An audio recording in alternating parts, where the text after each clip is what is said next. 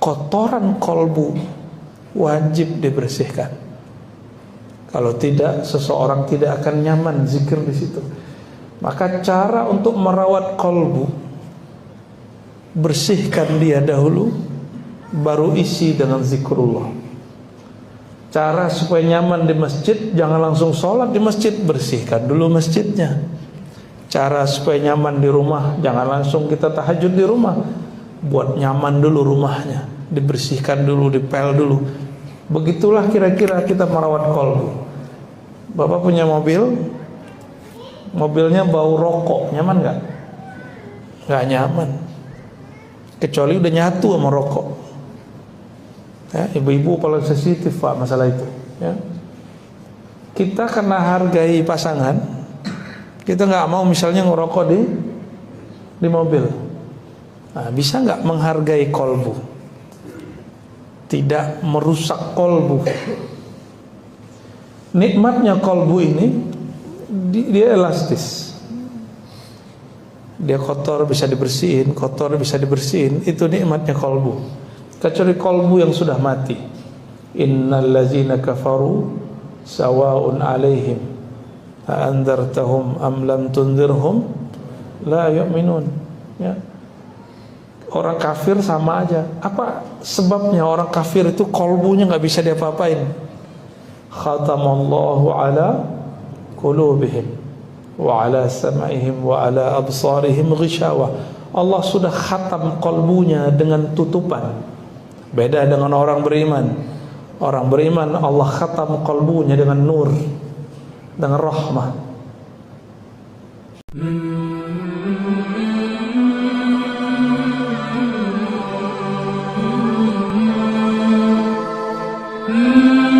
Asyhadu anna Muhammadan abduhu wa rasuluhu. Allahumma shalli wa sallim wa barik ala sayyidina Muhammad. Amma ba'du, Allahumma akhrijna من ظلمات الوهم والجهل إلى المعرفة والعلم ومن الغفلة إلى اليقظة آمين رب العالمين.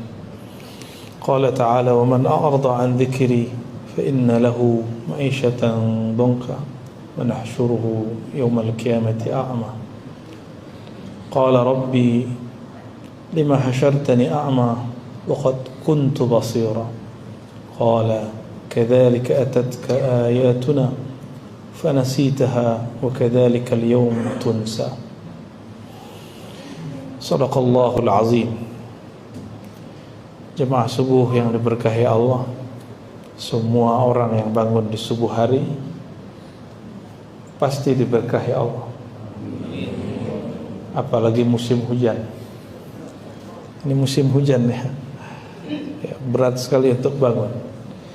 Ada orang yang bangun subuh untuk keperluan duniawi, maka Allah berkahi dunianya.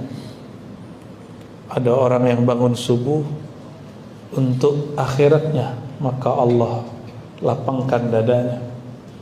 Allah lapangkan urusan rohaninya. Jadi subuh itu bukan hanya untuk cari rezeki. Bolehkah tidur setelah subuh? Boleh. Gak ada dalil yang mengharamkannya. Kalaupun ada, itu bukan dalil, tapi itu perkataan seorang imam ketika ada anaknya yang berdagang, tapi habis subuh dia tidur lagi. Namanya Imam Ahmad bin Hanbal. Anaknya berdagang. Dulu kalau pasar pasti dimulai pagi hari, tapi si anak ini tidur ba'da subuh. Imam ini membangunkannya pakai kaki, bukan pakai tangan lagi. Ya. Wahai ananda, Allah lagi bagi rezeki di pasar subuh ini, sedangkan kau tidur. Tapi ingat, itu bukan hadis, itu perkataan imam kepada anaknya. Kalau untuk rezeki hari ini ada metode-metode macam-macam mendapatkan rezeki dari Allah. Ya. Bukan untuk itu. Nabi, jadi kita kenapa bangun ba'da subuh, tidak langsung tidur? Sederhana sebenarnya. Nabi mengatakan, aku duduk dalam hadis Muslim ba'da subuh sampai terbit matahari, mengingat Allah. Ahabbu ilayya minad dunya wa ma fiha. Lebih aku sukai daripada dunia dan seisinya. Dunia itu ya kita sudah tahu, harta yang banyak, pasangan, rumah yang bagus, pekerjaan yang layak, popularitas, apapun lah itu. Orang-orang yang bangun subuh lalu dia zikir sampai terbit matahari, tidak disebutkan di situ salat 2 rakaat di hadis Imam Muslim. Yang menyebutkan salat 2 rakaat itu hadis Imam Tirmizi. Dalam hadis Imam Muslim dikatakan khairun minad dunya habbu ilayya minad dunya wa ma fiha. Lebih aku sukai daripada dunia dan seisinya. Kalau Nabi berkalam begitu, berarti ada ghanimah, ada buah perolehan yang didapat dari orang yang berwirid pada subuh.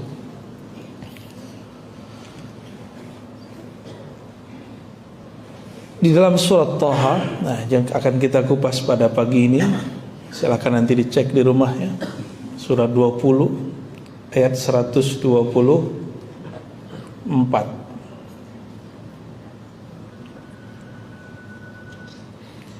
A'udzubillahi minasyaitonir rajim. Wa man a'rada an dzikri. Siapa yang berpaling dari zikirku, mengingatku. Siapa orang yang dia berpaling dari mengingatku, fa inna lahu ma'isyatan dhanka. Maka bagi dia kehidupan ma'isyah, kehidupan. Ma'isyah dalam bahasa Arab bisa berarti masdar Aish. Istri Nabi bernama Aisyah, itu artinya perempuan yang hidup. Aisyah ya'ishu Aishan, Aisyatan, Ma'isyatan. Maka Ma'isyah ini boleh diartikan masdar, kehidupan. Kehidupannya sempit. Juga berarti Ma'isyah itu dengan pemaknaan yang lebih panjang. Ruang hidup, tempat hidup, waktu hidup. Jadi ruang hidupnya terasa sempit. Orang-orang yang berpaling dari zikirku, maka Allah jadikan kehidupannya sempit, rasanya sempit. Walaupun dunia bersama dia. Rezeki kita bukan yang kita tabung, rezeki kita yang kita makan. Maka kalau punya tabungan jangan pelit, pakai pak tabungannya. Ibu ya, kalau punya tabungan dipakai. Karena kalau kita mati tabungan udah nggak dipakai lagi. Sakit itu nggak dipakai lagi. Paling dipakai untuk ngurus penyakit. Ya, bukan kita nyuruh untuk boros. Tidak. Allah itu suka melihat ada nikmatnya di badan kita. Jadi seseorang bertanya kepada Rasulullah, wahai Rasulullah, apakah aku sombong jika suka berpakaian yang bagus, berkendaraan bagus, berpenampilan yang bagus? Apa jawaban Nabi? Tidak. Innallaha yuhibbu ayyara athara ni'amih. Allah suka melihat hamba memakai, mengekspresikan nikmatnya. Jadi jangan pelit ke badan, ya. Jangan cuma numpuk-numpuk duit. Gunakan seperlunya, ya, sebaik-baiknya. Ayat ini mengajarkan kita bahwa orang yang berpaling dari zikirku, tempat zikir di mana, Pak? Di masjid apa di kolbu? Atau di Masjidil Haram? Jauh amat. Tempat zikir di mana? Di kolbu. Maka orang yang tidak memperhatikan kolbunya, itu maksudnya, maka hidupnya akan sempit. Hidupnya akan galau terus kalau nggak merhatiin kolbu. Karena kolbu itulah tempat mengingat Allah. Disebut masjid itu masjid karena di dalamnya disebut nama Allah. Maka orang yang tidak lagi memperhatikan masjid, pasti sekitar situ rumahnya tidak diberkahi Allah walaupun bagus-bagus.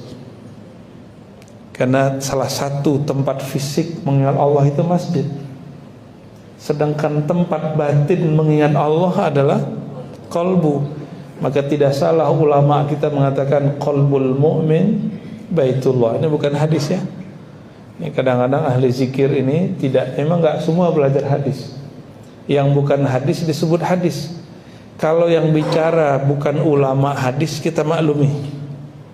Tapi kalau dia udah sekolah tinggi, tapi masih menyebut hadis yang bukan hadis itu kalam Nabi, itu juga jadi masalah. Qalbul mu'min baitullah. Kalbunya orang yang percaya kepada Allah adalah baitullah, adalah rumahnya Allah. Saya mau tanya Bapak Ibu, masjid itu yang bangunan ada kubahnya, ya benar ya. Tapi di zaman Nabi masjid ada kubahnya nggak? Nggak ada. Kubah itu hal baru, bid'ah itu aslinya. Cuma untungnya ulama kita ngerti cara berhukum kepada bid'ah. Bid'ah itu ada yang bid'ah syar'iyyah dalam syariat, ada bid'ah yang lughawiyah dalam bahasa. Kalau bahasa ulama mazhab ada bid'ah hasanah, ada bid'ah sayyi'ah. Ibnu Taimiyah, Imam Salafi, enggak membagi bid'ah menjadi hasanah dan sayyi'ah, baik dan buruk, tapi dia bagi dengan istilah lain. Bid'ah lughawiyah, bid'ah syar'iyyah, sama aja. Tapi hari ini sekarang orang yang ngaku ikut manhaj beliau mengatakan bid'ah itu semuanya sesat. Enggak ada, kullu bid'ah dhalalah. Ini kalam Nabi. Iya, kalam Nabi begitu. Pemahaman kita yang tidak sampai. Imam dia tetap bagi bid'ah jadi dua. Kita ngotot bid'ah cuma satu. Ya. Kalau bid'ah enggak ada pembagian seperti ini, maka akan banyak saklek dalam beragama.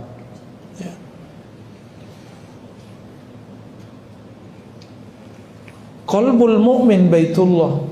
Qalbu orang beriman itu tempat menyebut nama Allah. Maka di tubuh ini kesolehan itu bukan pada pakaian, bukan pada jenggot, bukan pada gamis, bukan pada kopiah ataupun rida ini.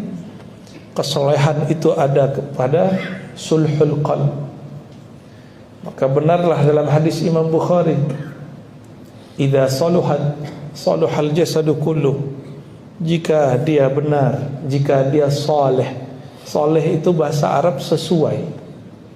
Jika dia sesuai, dia selaras, itu disebut saluha.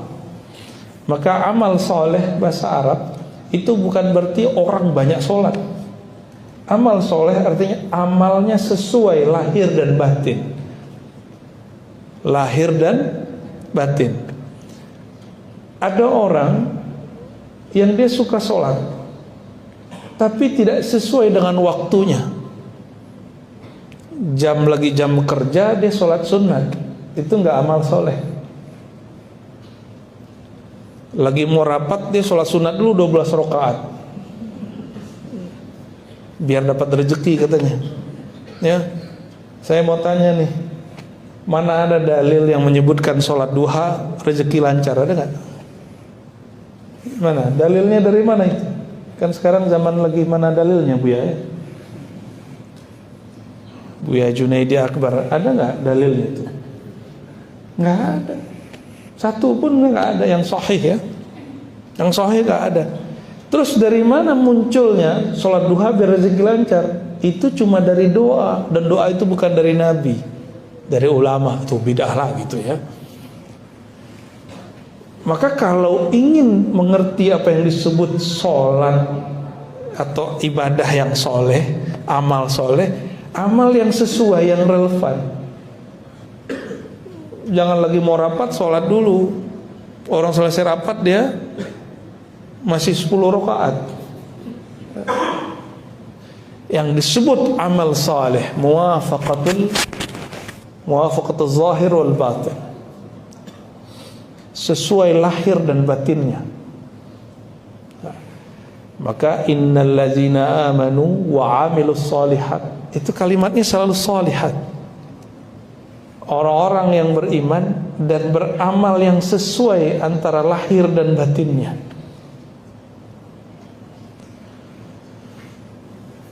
Kenapa orang munafik itu sholat tapi tetap celaka? Karena batinnya dengan zahirnya tidak sesuai. Tubuhnya zikir, tapi kolbunya nggak zikir. Maka celaka, dia sedang menipu Allah dan orang-orang beriman. Dia ingin menipu orang. Tipuan itu sekarang mudah, cukup dengan penampilan. Tapi ingat, orang-orang yang dekat kepada Allah tidak bisa ditipu. Ya, nggak bisa ditipu. Karena kalam dari kolbu akan masuk ke dalam kolbu. Kalam dari otak ini masuk ke otak. Kalam yang dibuat-buat cuma akan enak didengar, tapi tidak nikmat untuk dimasukkan ke dalam kolbu. Maka dalam ayat ini, waman a'rada an dzikri, siapa saja yang berpaling dari zikirku, karena zikir tempatnya dalam kolbu. Bolehlah kita maknai, siapa saja yang tidak memperhatikan kolbunya, maka hidupnya akan sempit. Bapak Ibu, ini masjid kalau nggak diurus, karpetnya nggak dibersihin, nyaman nggak duduk sini? Kalau karpet nggak dibersihin, debu naik, kita nggak nyaman, dongkak. Ya, itu yang disebut nggak nyaman, terasa sempit, terasa gelisah. Jika rumah, kita punya rumah, kamar nggak dibersihin, kain kotor di mana-mana, nyaman di kamar? Kalau makan di rumah makan restoran, lalarnya di mana-mana, terbang. Mejanya, orang-orang udah pulang, datang pelanggan baru, tapi mejanya kotor semua. Jadi makan nggak di situ? Kita lagi duduk, tiba-tiba kita ngelihat ada orang pakai baju kotor, ya. Atau kita lihat pekerjaannya bajunya kotor, mau makan nafsu nggak? Inilah sebab kenapa orang tidak bisa menikmati zikir dalam kolbunya, karena kolbunya tidak pernah dibersihkan, nggak pernah di-maintenance. Masjid nggak diurus, nggak nyaman di masjid. Rumah, kamar nggak dibersihkan, nggak nyaman di kamar. Kecuali sudah berganti status.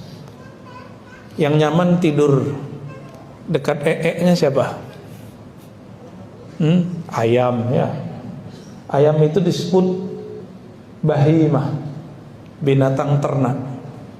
Kambing, ya. Apa lagi? Sapi, domba, itu nyaman tidur sampingnya ada nya. Bahkan dia tidur di atas kotoran dia.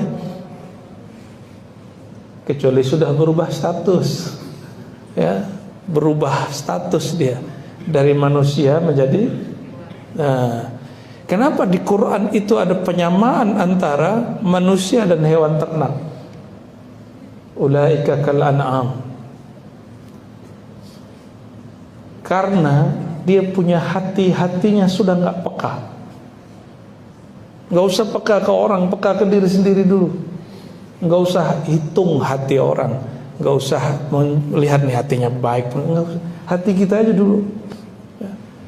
Jika kolbu ini sudah tidak diperhatikan sebagai tempat zikir, bagaimana kita akan memperhatikan kolbu orang lain?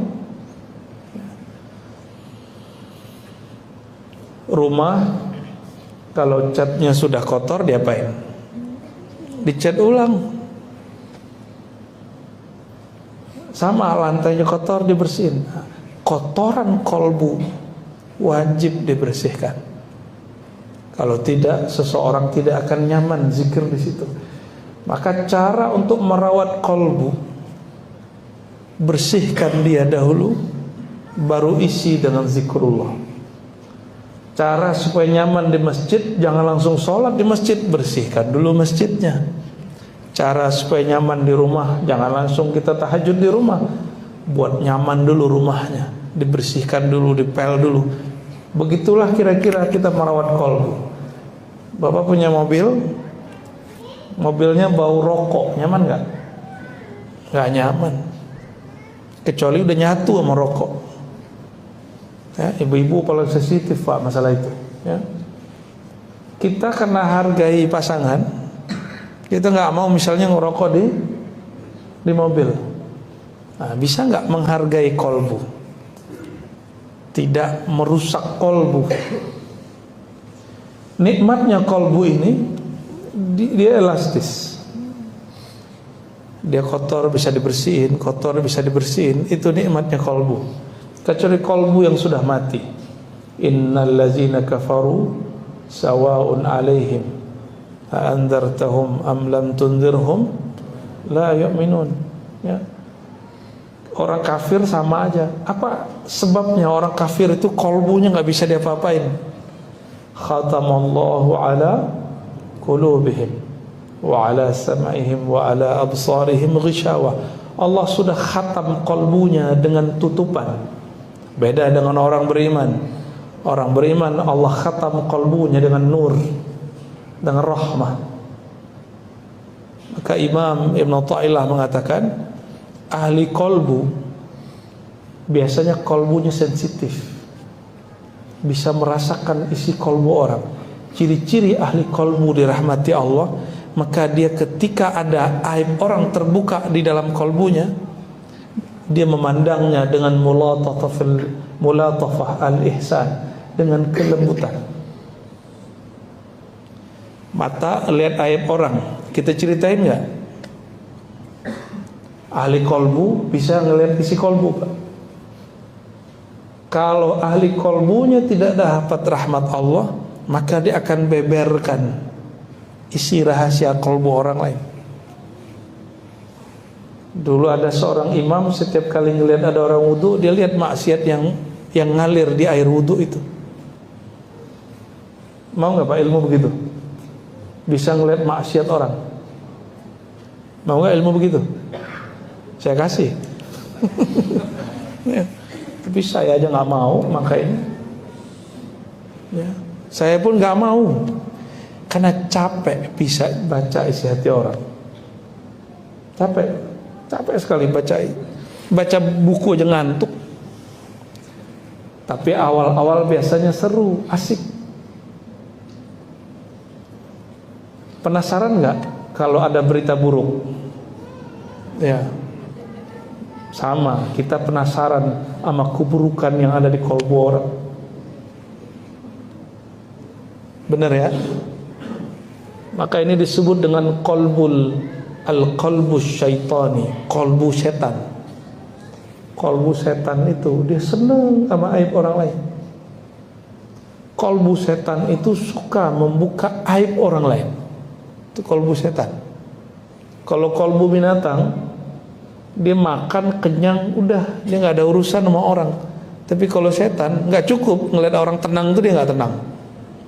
Ya, ngeliat orang bahagia itu dia nggak bahagia. Itu kolbu setan. Banyaklah hari ini manusia, tapi kolbunya kolbu setan. Nauzubillah. Ya, kita berlindung kepada Allah Subhanahu Wa Taala. Nah, bagaimana cara untuk menjaganya? Jika kita tidak bisa menikmati makanan atau makan di setempat yang tempatnya kotor, kecuali tempat itu bersih. Nah, ini syarat nih, siapa yang mau buka usaha rumah makan, resto apa namanya, harus bikin bersih. Karena mata ini perlu kemanjaan. Hidung itu nggak bisa makan kalau bau. Jadi kenapa orang-orang munafik mengatakan zikir nggak enak? Kok orang-orang munafik mengatakan zikir sama dia begitu aja rasanya? Ini orang munafik yang ngomong begitu. Orang munafik sering jadi juri. Zikir di masjid itu nggak enak. Orang-orang ini di kolbunya ada masalah yang disalahkan orang.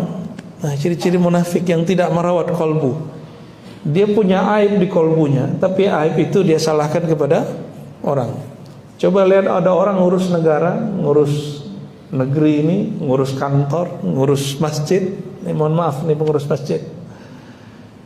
Dia yang gak beres, yang dia salahkan orang lain. Ini ciri-ciri kolbu kalau sudah berpaling dari zikrullah. Tapi kolbu yang tidak berpaling dari zikrullah, ada kesalahan dia sportif. Ini yang disebut taubah. Maka langkah untuk merawat kolbu supaya cinta kepada Allahnya lezat. Jagalah satu makom namanya makom taubah. Tidak ada makom-makom setelah itu kecuali melewat pintu taubat. Hatta para nabi yang tidak berdosa, mereka pun wajib taubat. Ini para nabi. Nabi tobat, masa kita tidak tobat? Taubatul awam minal ma'asi.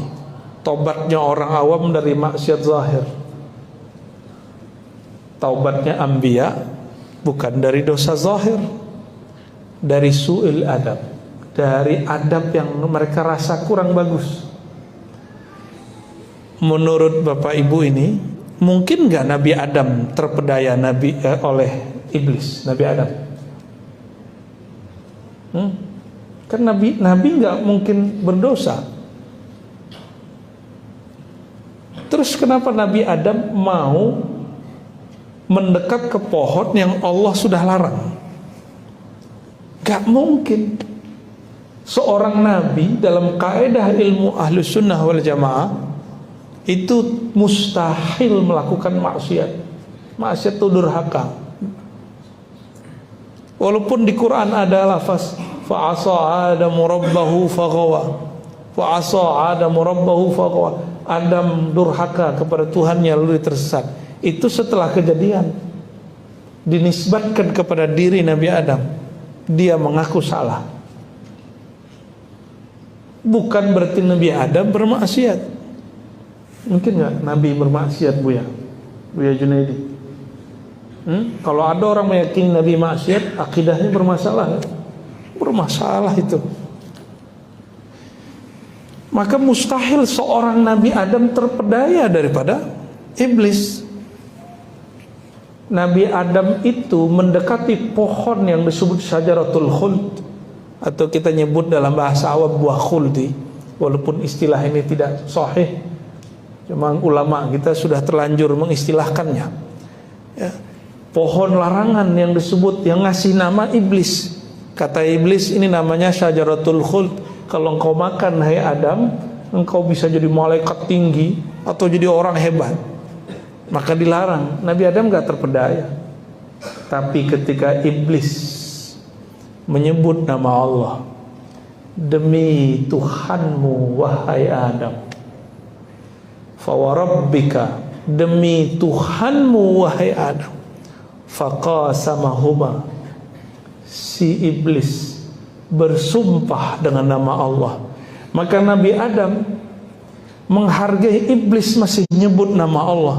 Dia ambillah itu, dia makan. Kenapa? Karena iblis bersumpah. Di situ kita tahu bahwa Nabi Adam memahami larangan di surga bukan larangan haram, cuma larangan adab. Pilih nih, Allah mengatakan kamu berdua jangan dekat-dekat ke pohon ini. Allah nggak melarang untuk mengkonsumsinya. Jangan dekat-dekat. Bisa pemahamannya, jangankan memakannya, mendekat aja nggak boleh. Bisa begitu ya. Tapi Sayyidina Adam, Sayyidatuna Hawa mendengar iblis, faqasamahuma, iblis bersumpah. Maka iblis itu tahu kelemahan para nabi, bersumpah aja. Abdullah bin Umar, Abdullah bin Abbas, Jabir, Abdullah bin Zubair, Abu Bakar, Umar, dan sahabat-sahabat semua, jika ada orang bersumpah nyebut nama Allah, minta sesuatu, mereka gak berani nolak. Karena saya bukan sahabat, saya berani nolak, Pak. Ya. Ada orang sumpah mau minta sesuatu, karena kita bukan sahabat Nabi, ya kita berani nolak. Tapi seorang Nabi Adam, untuk menjaga kolbunya dan cintanya kepada zat yang punya nama, hatta iblis yang sumpah dihargai. Makanya Nabi Adam itu kelirunya bukan keliru, salahnya bukan salah. Beliau sedang jaga adab. Tapi oleh sebagian orang dianggap itu kesalahan. Hatta seorang Nabi Musa, ruhaninya bertemu dengan ruhani Nabi Adam. Ini tanda. Ini hadis Bukhari, Pak. Ada yang berani ingkar hadis Bukhari? Sahih Bukhari lah ya. Ini Ahlus Sunnah kan nih? Ahlus Sunnah ya. Nabi Adam sudah wafat beribu-ribu tahun. Nabi Musa ketemu. Ini bukti bahwa orang hidup bisa interaksi sama orang mati. Ini dalilnya.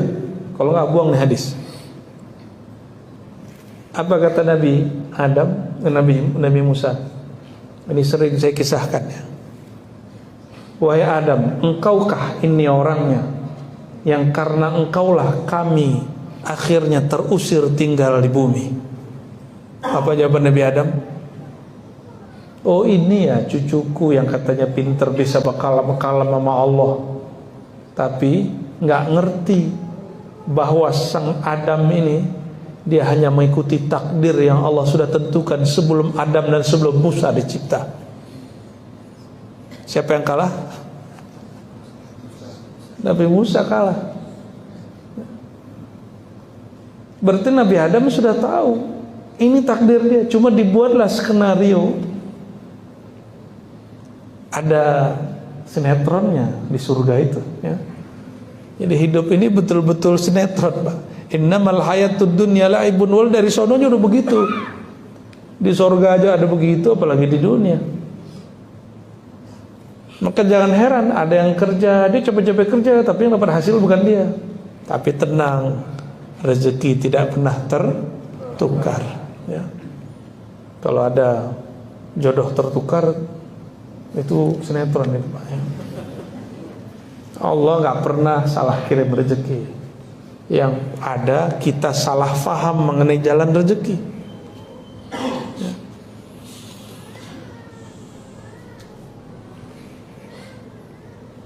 Maka merawat kolbu salah satunya adalah dengan menghargai nama Allah.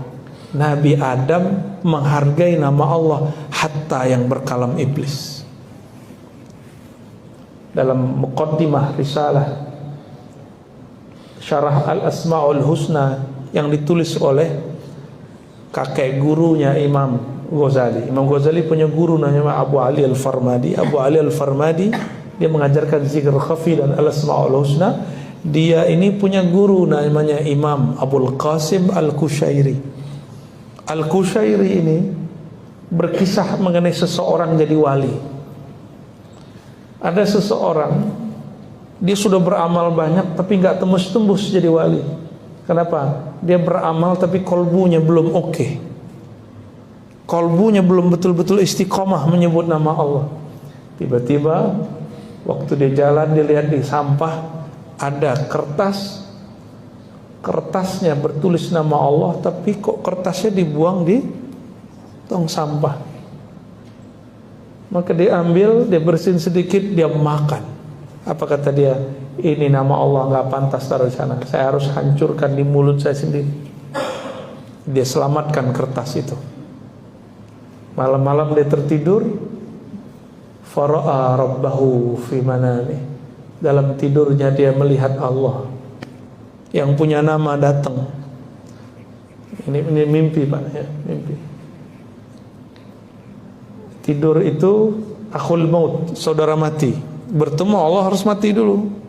Bisa mati dalam kesadaran, bisa mati di alam bawah sadar. Apa kata Allah dalam mimpinya? Wahai hambaku, karena engkau menghormati namaku.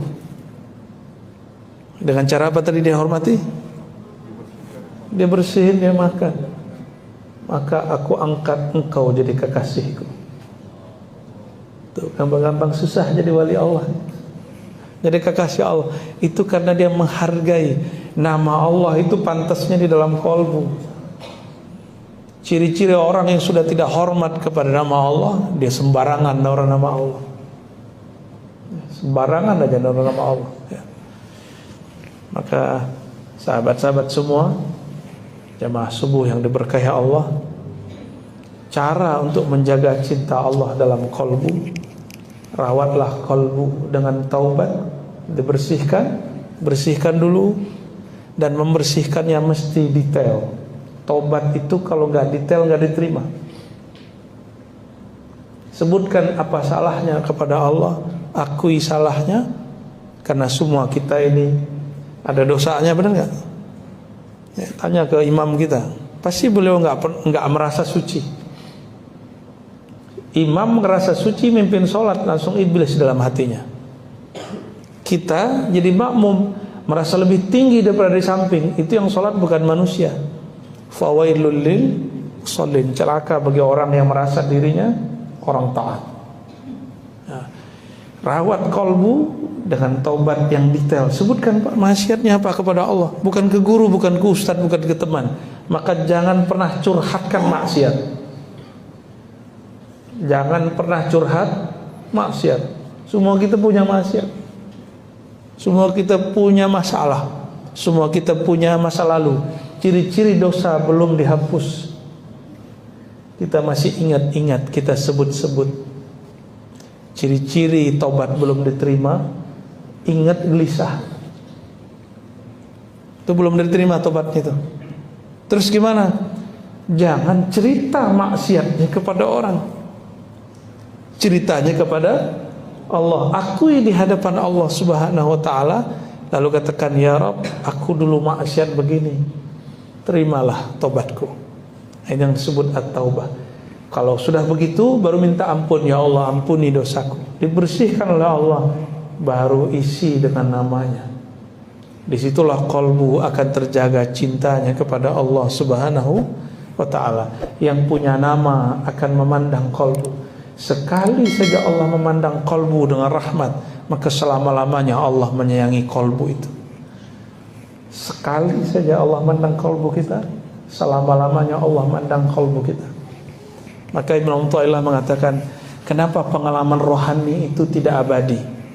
Kok khusyuk itu enggak datang setiap saat? Karena yang abadi cuma Allah, khusyuk bukan Allah. Kenapa getaran kolbu itu enggak selalu? Karena getaran itu makhluk. Yang penting nama Allahnya ada di dalam kolbu.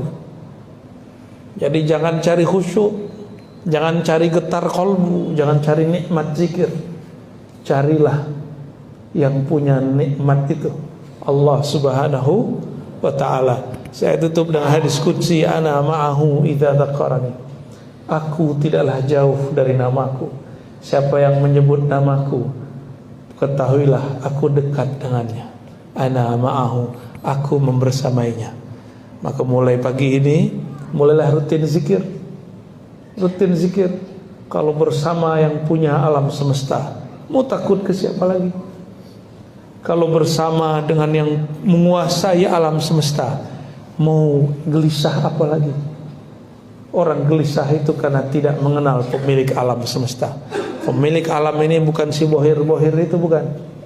Pemilik alam ini Rabbul Alamin, yang dia mengenalkan dirinya kepada Sayyidina Musa. Innani anallahu la ilaha illa ana. Hai Musa, sesungguhnya akulah Allah. Maka panggillah ya Allah, ya Allah. Jadi salah satu wirid yang boleh diamalkan setiap pagi, zikir ya Allah, ya Allah. 100 saja Pak pagi. Kalau bagusnya 200 ba'da sholat. Ya Allah, ya Allah. Mau ngamalin gak? Allah, Allah terus 200 ba'da sholat, ba'da sholat, ba'da sholat, ba'da sholat. Berarti setiap hari berapa? 1000. Kalau kerja sehari 8 jam, masa menyebut nama Allah cuma 5 menit ba'da sholat, gak mau? Jika nyebut nama Allah 200 itu 200 detik, berarti gak nyampe 5 menit.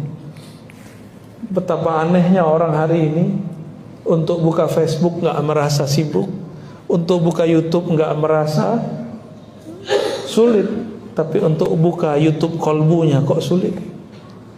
Untuk buka face kolbunya kok sulit. Karena dia mempersulit dirinya, Allah pun mempersulitnya. Jadi saya mengajak mulai, ya, nggak ada kata sulit. Jangan cari khusyuk, jangan cari lezat, carilah rasa. Allah yang punya rasa. Kadang rasa itu tidak ada rasanya, karena Allah yang punya rasa, suka-suka Dia ciptakan rasa. Ya, kita tidak menyembah rasa, kita menyembah Allah yang menciptakan rasa. Jemaah subuh yang mulia Allah, Barangkali itu yang dapat saya sampaikan. Ya, tadabbur terhadap surat Thaha surat 20 ayat 124 ya. Nah, kita tutup ayatnya. Orang-orang yang berpaling dari zikirku, maka kami jadikan bagi dia ma'isyatan dhanka, kehidupan yang sempit. Wa nahsyuruhu yaumal qiyamati a'ma, di akhirat nanti dia buta. Sekarang bisa lihat tapi di akhirat buta. Enggak mau buta ya? Orang yang buta di dunia, kalbunya bercahaya, insyaallah nanti dibangkitkan matanya kembali. Ya, Allahumma ja'alna mimman zakara rabbahu. Amin ya rabbal alamin. Gimana, Buya? Katanya ada yang mau nanya? Ya. Mungkin dia ada jemaah yang mau bertanya, kami persilakan ibu-ibu di belakang.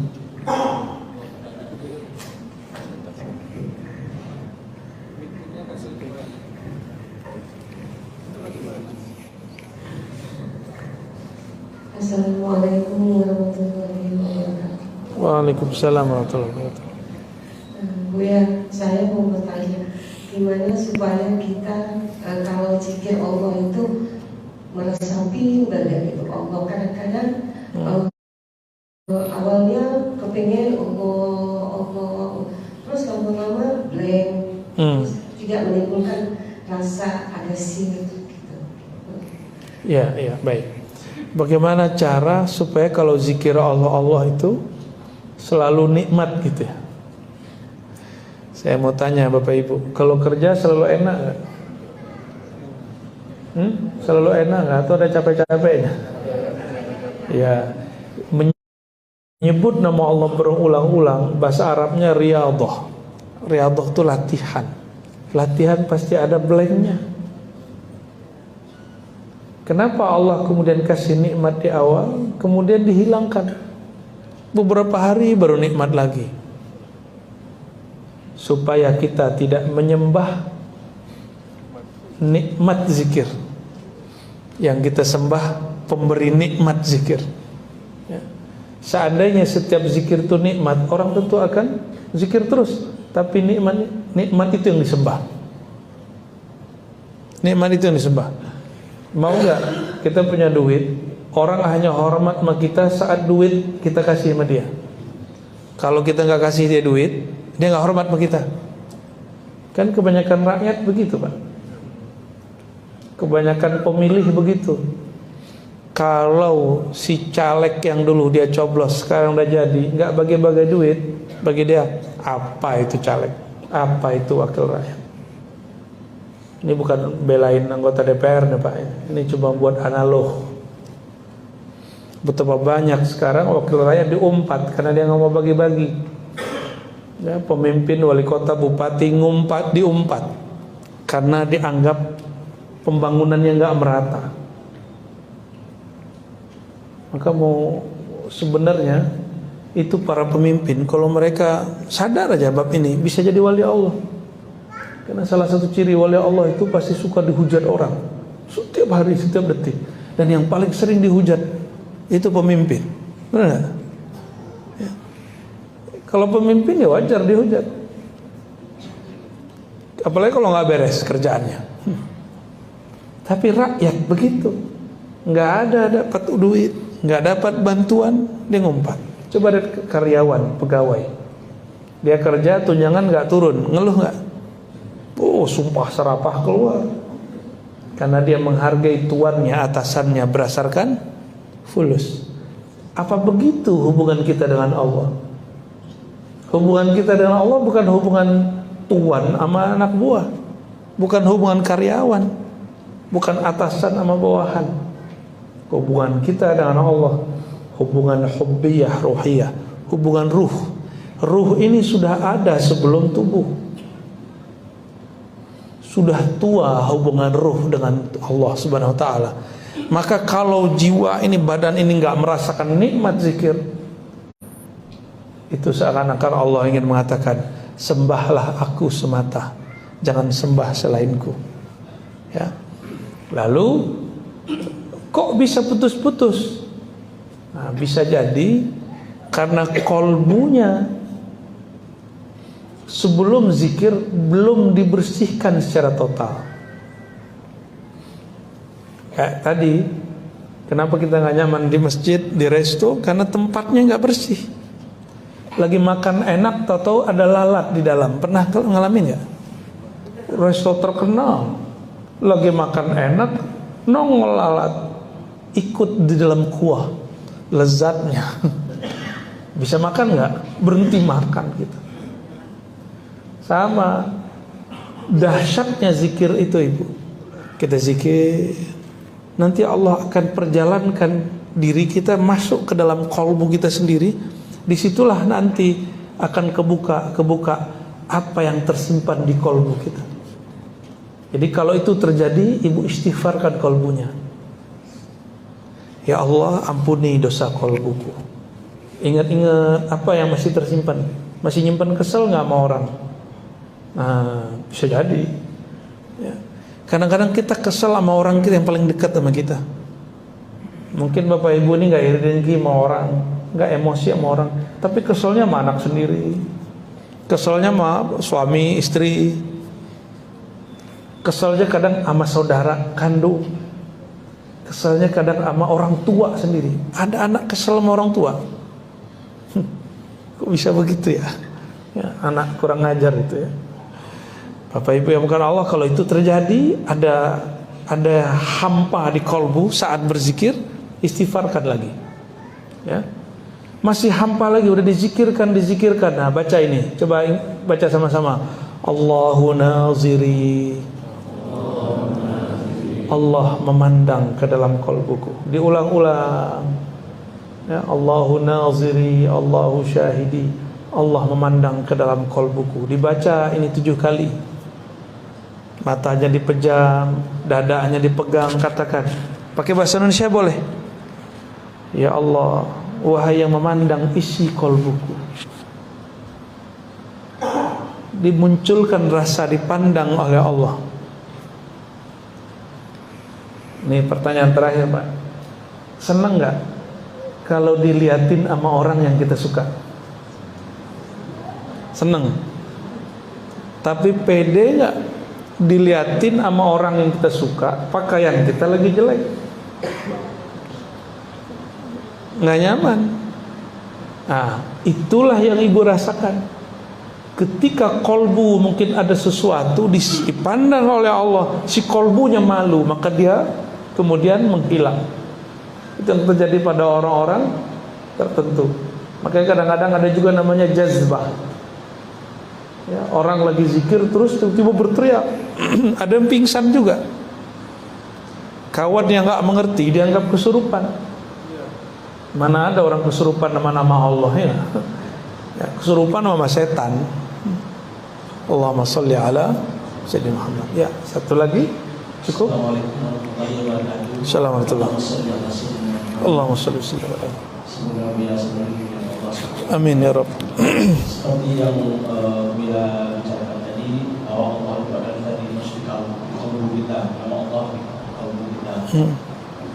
Bagaimana kalau ada seseorang menaruh nama Allah dan nama Muhammad di kamar pribadinya? Biasanya kalau nama Allah seperti di masjid kita ini, ya. Tapi ada seseorang itu menaruh nama Allah, nama Muhammad di kamar pribadinya. Bahwa di kamar pribadi itu kita mungkin tahu sendiri, kita mungkin ada aurat juga. Apakah itu pantas atau tidak? Ya. Assalamualaikum warahmatullahi wabarakatuh. Assalamualaikum warahmatullahi wabarakatuh. Tulisan Allah itu kan bukan Allah. Ya. Apa Allah yang di pintu itu, Pak, yang adalah lafaz Allah itu? Apa itu yang disebut Muhammad? Enggak kan?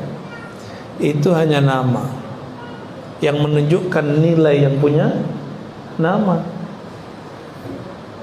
Nah, ini bab adab. Kalau emang naruh nama Allah, jangankan itu, naruh Quran aja. Naruh Quran aja deh. Jangan pernah selonjorkan kaki ke arah Quran. Imam Abu Hanifah kenapa diberkahi oleh Allah mazhabnya? Di hidupnya mazhab dia ditolak. Banyak ulama menganggap dia sesat dulu, tapi sekarang mazhab dia betul-betul sesuai dengan banyak kehidupan masyarakat. Fikih zakat hari ini banyak ngambil dari Abu Hanifah, walaupun kita mazhab Syafi'i. Jadi mazhab Abu Hanifah yang sudah disyafi'ikan. Imam Abu Hanifah ini satu kali ditanya oleh orang di rumahnya, entahkah itu istrinya atau anaknya, putrinya. Dia tidak mau ketika bersandar di tempat sandarannya kakinya selonjoran ke satu arah. Padahal arah itu paling cocok dengan tempat dia bersandar. Ditanyalah, wahai ayahanda, kenapa engkau tidak meluruskan kakimu ke arah sana? Apa jawaban beliau? Di arah kakiku itu ada rumah guruku, Hammad ibn Abi Sulaiman. Ada guruku bernama Hammad. Dia nggak berani menselonjorkan kakinya ke arah rumah gurunya. Khurafat gitu. Enggak, bedakan cinta adab dengan khurafat. Makanya dia, orang-orang yang faham Abu Hanifah itu pasti beradab kepada Imam Abu Hanifah, karena beliau beradab sama gurunya. Ya, nggak berani. Saya nggak berani, Pak, kalau Jumatan kaki selonjoran ke kiblat seperti yang dilakukan hari ini oleh banyak jamaah di masjid. Saya kesemutan, Pak. Ya kesemutan, ente arahin ke yang lain. Ya, kan boleh duduk begini. Ya, coba tunjukin cara duduk. Nah, boleh duduk begitu. Kalau Jumatan itu bukan soal adab. Boleh duduk begitu. Tiba. Ya. Yang makruh itu selonjoran. Apalagi kalau lagi ngaji, Pak. Lagi ngaji kakinya angkat satu. Waduh, ya Allah. Terus ngajak tuh. Dan itu berkali-kali kita lihat ada orang begitu. Cuma adab saya nggak boleh negur. Cukup Allah yang negur dia nanti. Salah satu teguran Allah pada dia, ilmu nggak masuk ke kolbu. Allah menegur paling gawat. Orang menikmati, dia nggak menikmati. Gimana mau menikmati? Ilmu itu seperti air. Air itu hanya mengalir kepada yang rendah. Orang tidak akan pernah menikmati ilmu kalau kolbunya tidak merendah. Ya. Saya dulu suka khutbah. Sesekali nggak khutbah, dengerin khotib. Salah mulu dari awal sampai akhir. Padahal ada benernya. Lama-lama saya jarang khutbah, mencoba belajar menikmati kalam orang lain. Karena kebiasaan ceramahin orang, kapan lagi diceramahin orang? Kalau lagi khutbah boleh protes nggak? Lagi khutbah males nih khotibnya, pergi bisa nggak? Nggak bisa, Pak. Kita dipaksa untuk begitu. Nafsiyah kita, ego kita harus duduk di situ. Lama-lama nikmat. Kalau khotibnya salah, kita doain, ya Allah bimbing si khotib. Mungkin dia lupa sama ayatnya. Bukan cari-cari kesalahan orang. Kalau dulu sedang mah tuh rasain lo ya, nggak siuman tangan dulu sama gua ya. Harusnya sebelum naik sapa dulu lah ya. Perasaan merasa ingin dihargai orang. Bapak Ibu Saudara yang makan Allah. Jadi idealnya kalau ditaruh di kamar ya, jangan buka pakaian secara total. Jangankan di kamar yang ada lafaz Allah ya, bahkan mandi pun dianjurkan mesti ada penutupnya. Ada orang bertanya, kan nggak ada yang lihat wahai Rasulullah. Apa kata Nabi? Allah ahaqqu ayyustahya bih. Hadis Bukhari. Allah lebih berhak kamu malu kepadanya. Jadi boleh kalau ada kamar ada lafaz Allah dan Muhammad, berarti dia ingin menjadikan kamarnya sebagai Baitullah, rumah-rumah Allah. Dan lebih afdal nama Allah itu ditaruhnya di kolbu ya. Maka Bapak kalau datang ke tempat saya nggak banyak kaligrafi ya, karena bagi saya cukup nama Allah itu di kolbu. Nggak banyak ornamen kita, polos ya, putih-putih aja. Barangkali itu Bapak Ibu yang bukan Allah. Sudah jam 6 ya. Semoga semua yang hadir pagi ini dan siapapun yang mendengarkan Allah jaga kolbunya, kolbu kita semua dengan masuknya nama Allah setiap saat, ya. Dan Allah berkahi keluarga kita, pekerjaan kita semua. Wabil khusus Allah berkahi negeri ini dan negeri-negeri sekitarnya. Siapa saja yang di kolbunya ada nama Allah Subhanahu wa taala. Rabbana atina fid dunya hasanah wa fil akhirati hasanah wa qina adzabannar. Ya Allah, kami memohon keberkahan zahir dan batin kami di dunia dan di akhirat untuk kami, tetangga kami, orang tua kami, pasangan kami, anak-anak kami, kawan kami, bahkan orang yang mungkin memusuhi kami tapi masih ada nama Allah di kalbunya. Maka ya Allah, berkahilah semuanya. A'inna ala dzikrika wa syukrika wa husni ibadatik. Ya Allah, bantulah kami menyebut namamu, bantulah kami istiqamah dalam menyembahmu, matikan kami dalam husnul khatimah. Allahumma salli wa sallim wa barik ala Sayyidina Muhammad al-Fatih lima ughliq wal khatim lima sabaq nasirul haqqi bil haqqi wal hadi ila siratikal mustaqim wa ala alihi haqqa qadrihi wa miqdaril azim walhamdulillahi rabbil alamin. Mohon maaf salah kurangnya. Assalamualaikum warahmatullahi. Adapun yang kedua, ini tauhidnya intelek. Tauhidun bil i'tiqad wa huwa lil ulama'il ghafilin. Intelek, cerdas otaknya, pinter akalnya, luar biasa teori-teorinya, tapi kolbunya pun masih ghaflah. Ini level para teolog. Itulah sebabnya banyak ilmuwan agama manapun, apalagi agama kita, kalau baru sampai di level ini, maka orang lain itu bagi dia saingan. Beda faham dikit dicari-cari kesalahan. Cuma sayangnya ulama kok banyak yang begini. Makanya jangan heran kiai-kiai berantem. Bener ya? Ustadz saling bid'ah membid'ahkan, bener gak? Kalau dulu pemandangan kita cuma lihat Aswaja lawan Wahabi. Nanti jangan kaget, Aswaja versus Aswaja. Kayak main sepak bola aja ya. Jangan kaget, nanti Ahlus Sunnah lawan Ahlus Sunnah. Dan yang paling prihatin lagi, orang tarekat lawan orang tarekat.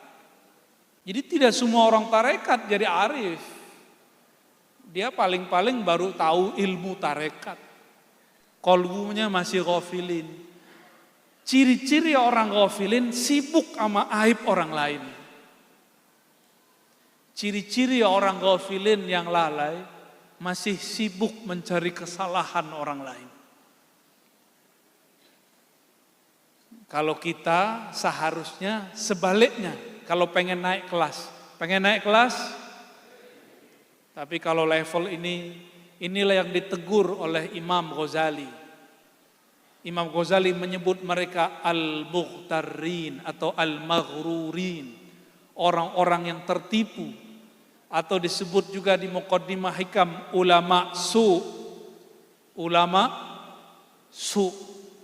bukan ulama sok, tapi sama sih ya. Su masokan beda umao, hampir sama. Pakai dalil tapi digunakan untuk kebencian. Pakai dalil tapi digunakan untuk mencari kesalahan. Nah ini, dia bertauhid, teori-teorinya bagus, belajar sifat 20, khatam kitab Sanusi, syarahnya juga lengkap. Apa yang masalah di orang ini? Dia mengira bermakrifat kepada Allah itu cukup bil akli, dengan akalnya. Baca kitab beres, nggak cukup. Itu kitab Sanusi disyarah oleh Imam Ad-Dusuqi. Beliau menyempurnakan kitab itu dengan tarekat sufi. Maka di bagian belakang itu ilmu ma'rifatullah, ilmu tasawuf. Karena beliau prihatin melihat orang-orang ahli kalam, ahli akidah, ahli sifat 20 kok malah berantem.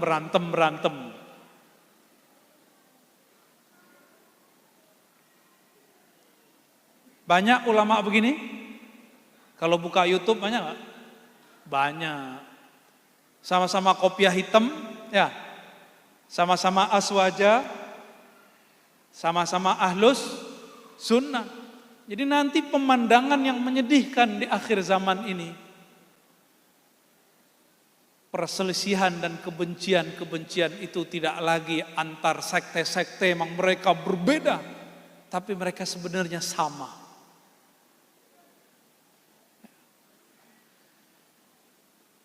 Dan yang ketiga, tauhidun bisyuhud wa huwa lil muridin as-salikin.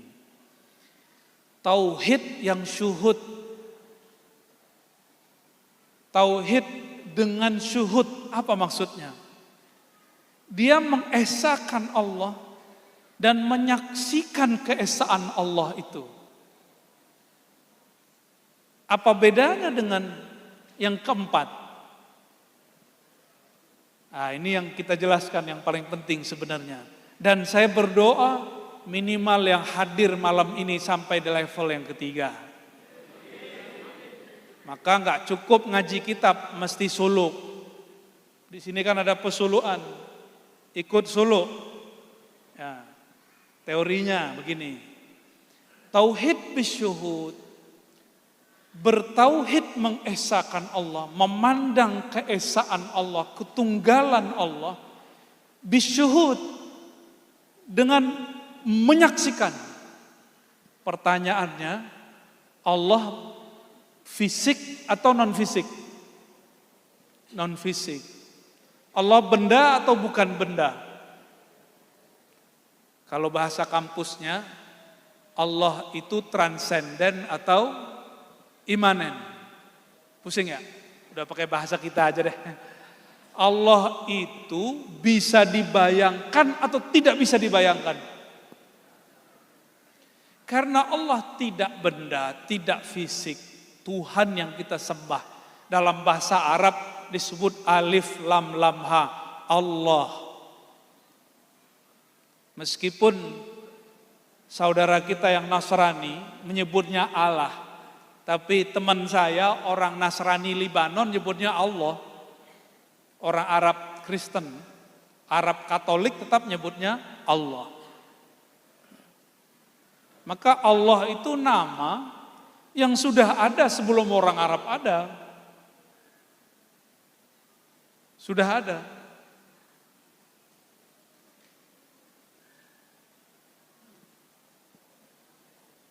Allah Subhanahu wa taala menyebut namanya Allah. Masih ingat kisah Nabi Musa surat Thaha? Hai Musa, innani anallahu la ilaha illa ana. Innani, sesungguhnya akulah Allah. Maka Allah menamakan dirinya dengan huruf alif lam lam ha. Allah. Jika ingin mengenal yang punya nama, sebutlah namanya. Inilah yang disebut dalam surat Al-Muzammil, wazkurisma rabbik wa tabattal ilaihi tabtila. Sebutlah nama penciptamu, pengatur alam semesta. Siapa nama Tuhanmu, penciptamu? Wazkurisma rabbik, sebut nama Rabbmu. Siapa nama Rabbmu? Jadi bacaannya apa? Allah. Maka salah satu cara awal tauhid bisyuhud namanya musyahadatul asma. Penyaksian nama. Ini tingkatan syuhud. Level satunya apa? Musyahadatul asma. Menyaksikan namanya berdiri di dalam diri sendiri. bercahaya di dalam kolbu. Itulah level tauhid ketiga. Maka mohon maaf, bukan melebih-lebihkan kaum sufi dan thariqah. Orang yang berbaiat lalu zikir kolbu, dia langsung naik kelas walaupun tidak pernah nyantri, walaupun gak pernah kuliah, ke level yang ketiga. Meskipun dia gak tahu itu kelas apa. Ketika seorang mursyid mentalkinkan kepada si murid, masuklah nama Allah dari lisannya ke dalam lisan kolbunya. Disebut wajilat qulubuhum, bergetar kolbunya. Di saat itulah dia masuk ke level 1 di tauhid syuhud. Nama Allah yang kita masyhurkan berdasarkan hadis Nabi, inna lillahi tis'a wa tis'ina isman mi'ah illa wahidah man ahsaha dakhalal jannah. Hadis Bukhari, Muslim, Abu Daud, Tirmizi dengan riwayat yang berbagai macam. Allah memiliki 99 nama. Ini bukan pembatasan. Ini hanya contoh, karena nama Allah banyak. Di hadis yang lain 120, di hadis lain ditambah. Sesungguhnya Allah memiliki 99 nama. Maka minimal tauhid bisyuhud ini, dia akan melewati 9 tangga musyahadah. Maka siapa saja orang yang dia menaiki tangga Rahman, dia akan mencintai semua makhluk, hatta hewan yang dianggap hina.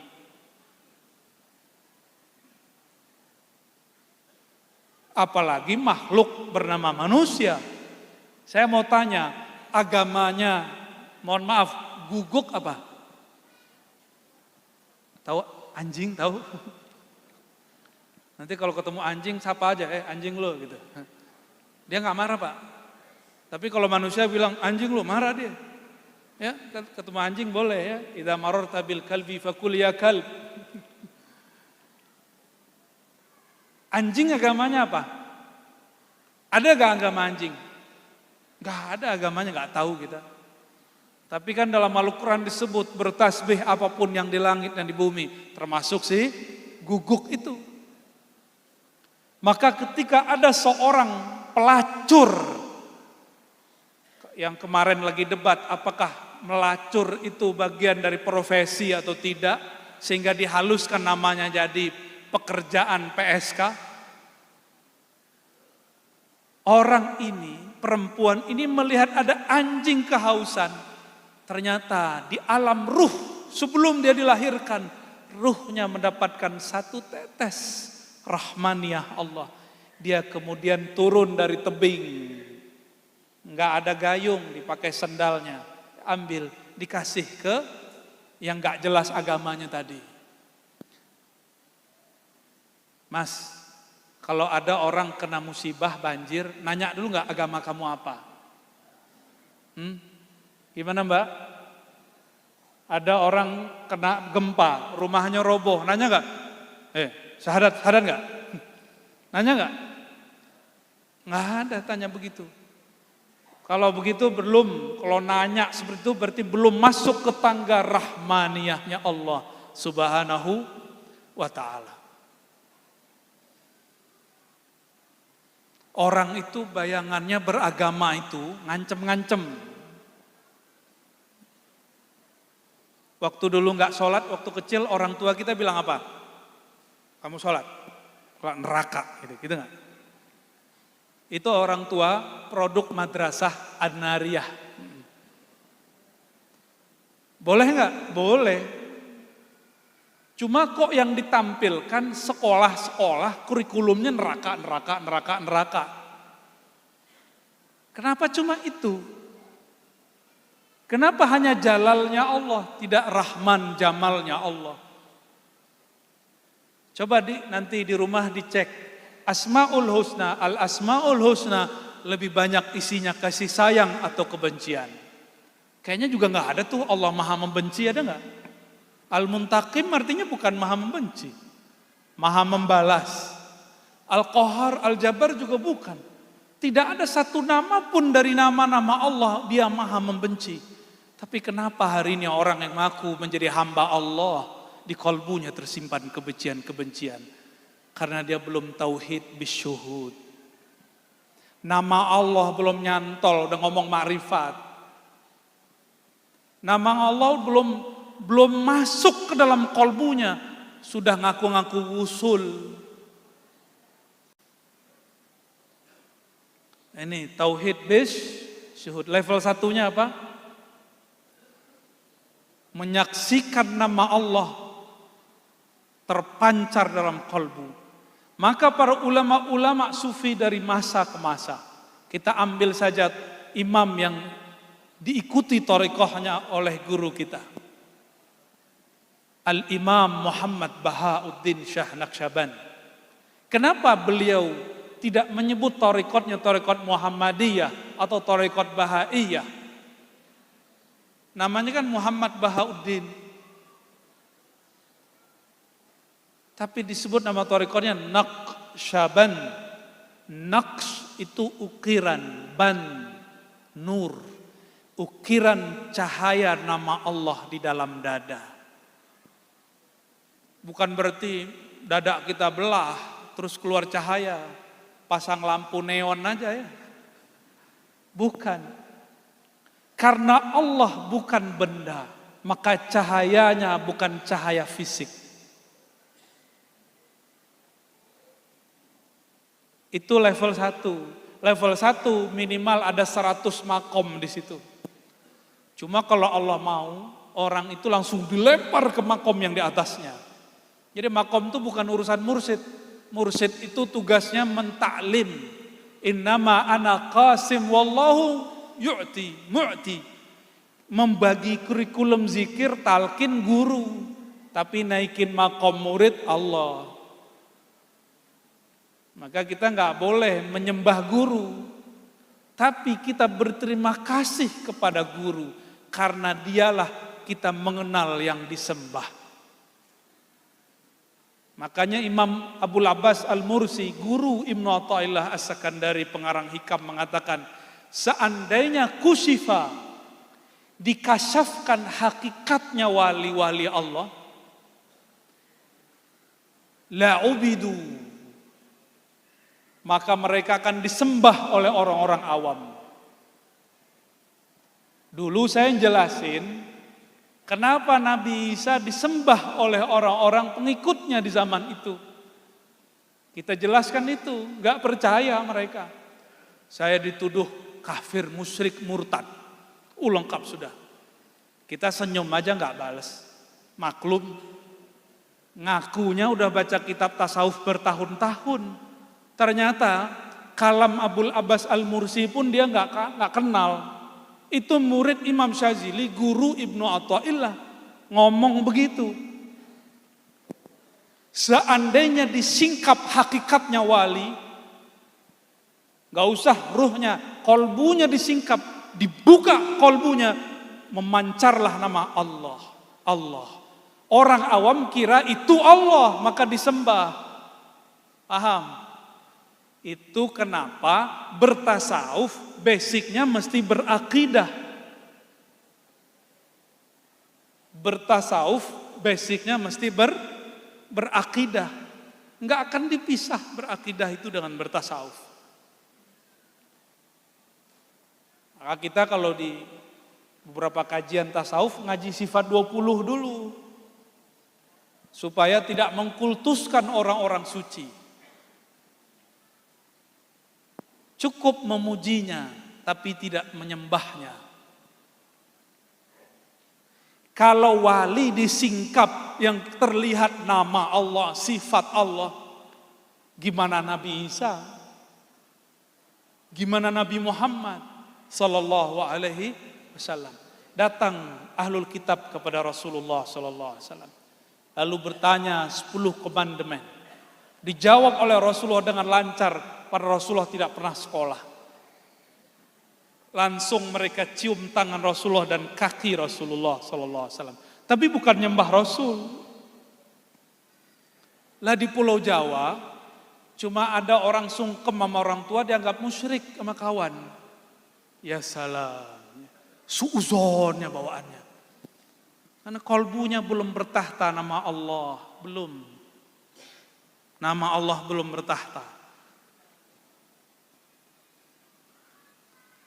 Maka saya menyarankan yang hadir, ya, mulai banyak ikutin. Motor ikut apa aja ikutin. Apakah Naqsyabandi, Qadiri, Tijani, Syazili, apalagi Thariqah yang mu'tabarah tentunya, yang bersanad kepada Rasulullah atau para imam-imam besar. Kita akan dibimbing masuk ke level 3. Musyahadatul asma, menyaksikan nama-nama Allah. Tadi yang bikin bergetar itu zikir Allahumma. Coba sama-sama baca. Allahumma. Yang benar bacanya. Sama-sama. Allahumma. Lagi. Allahumma. Allahumma. Itu bulu romanya berdiri enggak? Enggak ya? Emang enggak kenal sama yang punya nama ya? Karena enggak kenal sama yang punya nama, bulu romanya enggak berdiri. Kolbunya enggak bergetar. Terus ngaku wusul. Usul kemana mas? Ini tauhid bisyuhud wa huwa lil muridin as-salikin. Ini bagi murid yang sedang bersuluk. Suluk itu ada yang dengan khalwat, iktikaf 10 hari, 3 hari, 7 hari, 40 hari. Boleh. Bahkan dulu masyayikh saya, ada satu guru saya disuruh oleh ayahnya yang seorang mursyid masuk ke gunung. Khalwat mutlak, masuk ke gunung. Pulang-pulang 6 bulan. Enggak dikasih bekal. Cuma ngamalin satu nama, Allah, Allah, Allah. Sekarang murid-murid pengennya ngejar kurikulum. 3 hari udah pengen ganti zikir. 10 hari udah nanya-nanya. Kenapa khalifahnya Pak Kiai Nizam nih belum datang ngajarin zikir yang baru nih. Ya. Dulu kami gak ada begitu kalau belajar zikir. Bisa setahun cuma nyebut nama Allah, Allah, Allah. Kalau sekarang karena orang-orang sudah mulai menstandarisasi, akhirnya ngejar kurikulum, tetapi wusulnya nggak nyampe-nyampe. Jadi nanti jangan nafsu ya, kalau ikut suluk, tarekat apa saja, jangan nafsu, zikirnya mau diganti, mau ditambah, ikuti saja.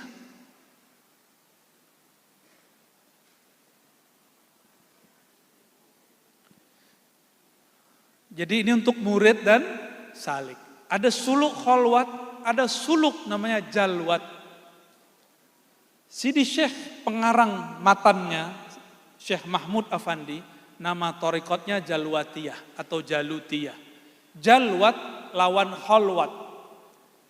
Jalwat itu keramaian atau terang atau kasyaf. Meskipun dalam keadaan biasa, dia hatinya tetap berkhalwat bersama Allah. Itu ya. Ini lil muridin as-salikin. Setiap thariqat punya suluk yang berbeda-beda dan semua cara itu bukanlah ini lebih hebat, itu lebih kurang. Tapi semua itu adalah rahmat Allah Subhanahu wa taala. Ada orang cocok zikir Naqsyabandi, mata dipejam, lidah dikunci, lampunya dikecilin, tenang. Ada yang enggak senang begitu. Senangnya sembari teriak-teriak. La ilaha illallah. Kalau enggak begitu kayaknya enggak asik. Dasar suka ngerok dulunya. Sebelum tobat ini rocker. Masuk thariqat, ya thariqatnya yang jahri-jahri, dijaharkan. Enggak apa-apa juga. Lain lagi dengan para kiai biasanya. Kiai-kiai asatis yang suka baca kitab. Itu cocoknya. Thariqatnya yang banyak auratnya. Baca zikir ini, hizib ini, rotib ini, itu cocok. Sedangkan Naqsyabandi cocok bagi orang ajami. Meskipun dia alim, ajem, itu lebih seneng. Lidah dikunci, mata dipejam, kolbunya bermain, kolbunya yang bekerja. Kebanyakan begitu. Itu sebabnya Thariqat Naqsyabandiyah banyak berkembang di luar Arab. Meskipun di Arab juga banyak. Tapi banyak sekali di luar Arab, terutama di negeri kita. Indonesia. Alhamdulillahirabbil. Dan dulu pejuang-pejuang di negeri ini, sebagian mereka adalah orang-orang yang bertarekat. Alhamdulillah.